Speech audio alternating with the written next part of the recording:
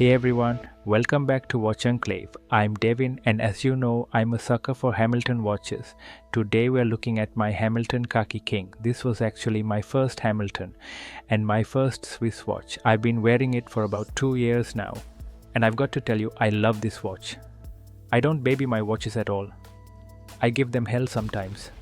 I usually ride my bike wearing this, and it's my go-to watch for meeting days at work. So the fact that it's still going strong really says something about the reliability of Hamilton watches. Later in the video, I'll be showing you some different strap options that work really well with this watch. So if you enjoy the content, please subscribe and help me reach 1000 subscribers. Let's take a closer look at the Hamilton Khaki King.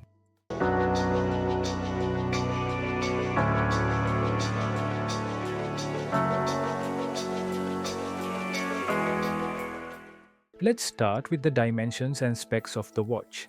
The case size is 40mm with a thickness of 11mm and a lug-to-lug measurement of 49mm.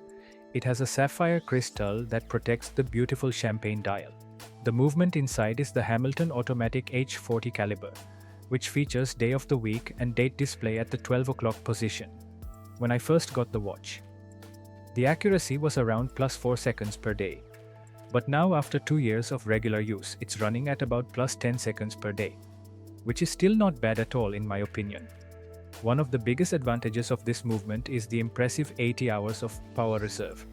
That means I can take it off on Friday evening and pick it up on Monday morning, and it's still running. Water resistance is 50 meters with a push-pull crown, so it's fine for everyday splashes and rain.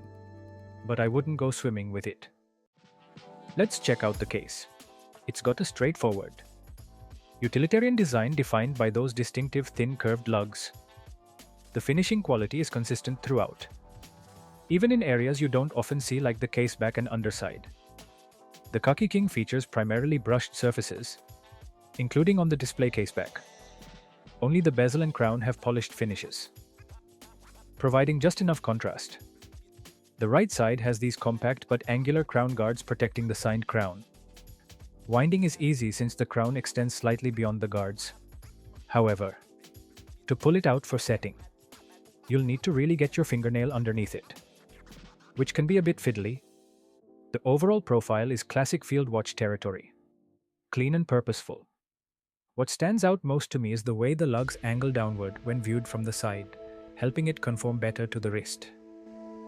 Now let's talk about the dial. At first glance, it might seem a bit busy, but it's actually really logical and easy to read, which is exactly what you want in a field watch. If we start from the outside, there's this narrow but detailed chapter ring with minute markers. I think they did a great job with it. It's not too wide, the font is kinda small, but everything just flows together nicely.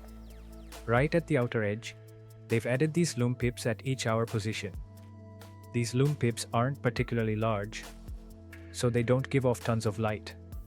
But hey, at least they put something there. And honestly, you wouldn't want them any bigger. It would just make the dial look too crowded. Something cool to notice is that this outer section has more of a brushed finish, which creates a nice contrast against the middle part of the dial. That middle section has these super fine circular grooves. The black hour markers really pop against this champagne-colored backdrop, especially in the middle section, which catches the light differently than the inner and outer parts. The inner section is also brushed like the outer ring, though it has a slight sunburst effect to it. One thing that really makes the Khaki King special is that day-date window at the 12 o'clock position. Personally, I love this feature. It's actually what first drew me to this watch. For a daily wearer, having both day and date is super practical. I really dig how the date window's extra wide, especially on Wednesdays, when the word Wednesday completely fills the space. That's oddly satisfying to me. This feature really helps the Khaki King stand out from other field watches. And I like how it doesn't mess with the dial symmetry. Unlike watches that stick the day date with unmatched date windows, this actually eye candy. I get that some people might not be fans of this design. Maybe you prefer a cleaner dial. Or maybe it bothers you that they cut off the Arabic numerals at the top. There's also this small yellow frame around the day-date window. I wish if it was some other color like black. But during normal wear, it looks completely fine. You won't even notice that little frame. Moving on to the hands. They have this syringe design that really works for this watch. Their proportions are just right, particularly the minute and second hands. There's something satisfying about seeing that second hand perfectly reach the outer timing track. These hands feature steel outlines filled with white lume, which provides decent contrast against the champagne background. This is actually where the black dial version might have an advantage. The overall legibility is somewhat better on the black dial model, mainly because this champagne version can be quite reflective.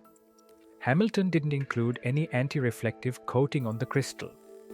Despite this, I've never had any real trouble reading the time. I've worn it hiking, biking, in meetings, all sorts of lighting conditions. And while yes, there's some glare, the reflective quality actually enhances the watch's appearance. I love how light plays across the different dial textures.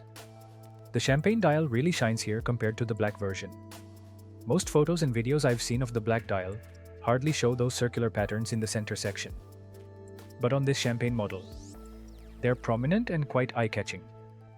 That interplay of textures and reflections is a major reason I picked this color variant. Regarding lume performance, it's decent but not spectacular.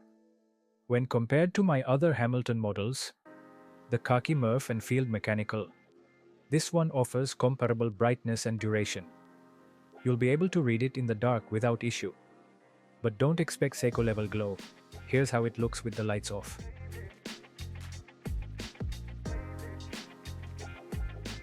The stock leather strap was pretty rigid when I first got the watch, but it softened up nicely with wear. I enjoy switching between different straps depending on my mood or outfit. One thing I've discovered is just how adaptable this watch is with different straps. It handles every kind of different straps without an issue. I find myself particularly drawn to pairing it with the mesh bracelet, as it really brings out the warmth in that champagne dial.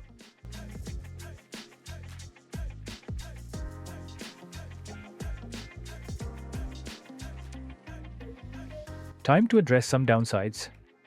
There are three main issues I've found. First, that stock strap requires quite a break-in period before becoming comfortable. Second, the lack of AR coating means you'll deal with some reflections. And third, the 49mm lug-to-lug span is pushing it for smaller wrists. For my 6.5-inch wrist, I'd prefer if the lug-to-lug was trimmed down to around 46 to 47mm. It's just within the margins of my wrist, though after wearing it for 2 years, I've adjusted to the size and rarely notice it anymore. To sum things up, the Hamilton Khaki King earns my recommendation. It's proven reliable through daily wear, maintains good accuracy, offers excellent legibility, and sports a timeless design that just works for me. Price-wise, they've gone up since I purchased mine. You're looking at roughly $500 to $700 for a new one these days, which is still reasonable in the Swiss automatic market. This watch has accompanied me through countless bike rides, work meetings, and everyday activities for the past 2 years. The practical 80-hour power reserve means I can set it aside for the weekend and pick it up Monday still ticking.